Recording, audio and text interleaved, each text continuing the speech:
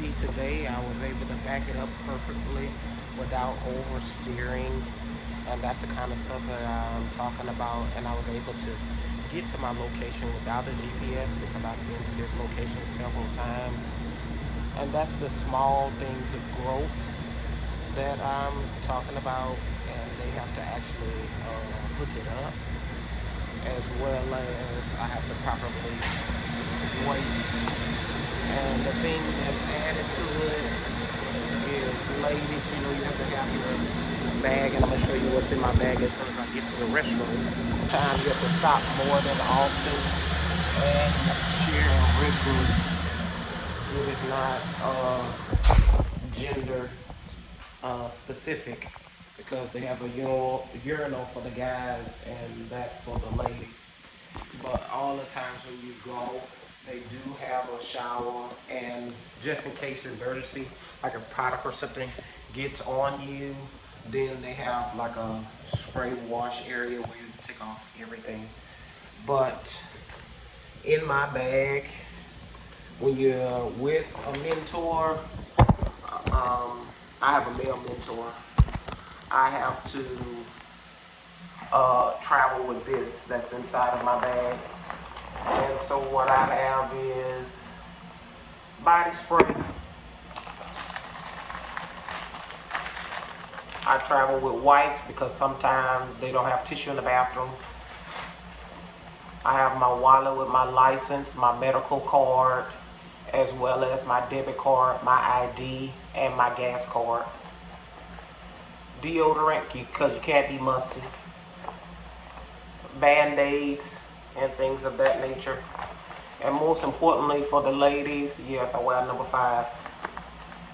And so I always travel with that inside my bag, and all of it fits. And then my phone goes in there as well.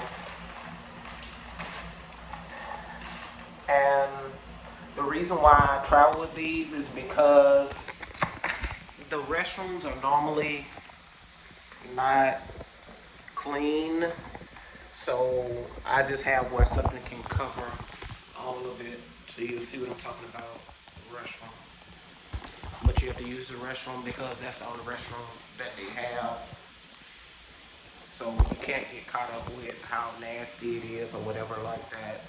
They do have paper towel for you to wash your hands, so I'm about to use the restroom and continue this conversation after I get out. Please walk out with the paper towel, and that's about it. That's all of the stuff that they have in the shop. Hold on to the side. It's large too, so what we bring is stored in those.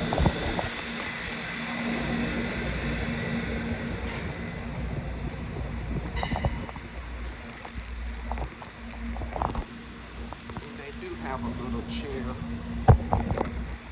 and mostly when we getting loaded, it's mostly about just waiting. Loading and unloading is a waiting game. Uh, Loading is sometimes the longest.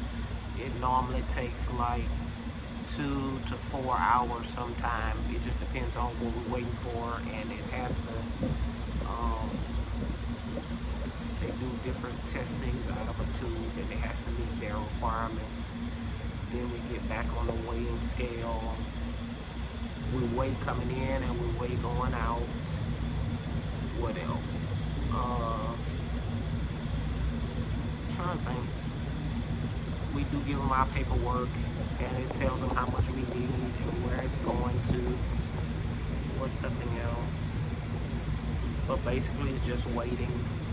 A lot of times when we get here, even though they have other tanks here, we're normally probably one person will be waiting after when we're almost done. But it's totally different from dry van. Dry van, you have so many things moving around, it don't make no sense. You can see in the far distance that they have an actual airplane area over there, but mostly where we get filled up at is in like a rural communities. I would say. So we're going to be taking this vinegar load back to the yard, and then 9 times out of 10, I'll either go home, or if they have another load for us to go get filled up again, we might be back out here for pepper mash or for hot sauce. So that's typically what we do while we're in training. And then once I get out of training, I'll be OTR, and that's mostly picking up loads and bringing them where they belong. But that's just basically it. Feel free to ask any other questions you have in the comments, and that'll be about it for this video. And one thing, main thing, make sure you have some chapstick or lip gloss or something. Toodles.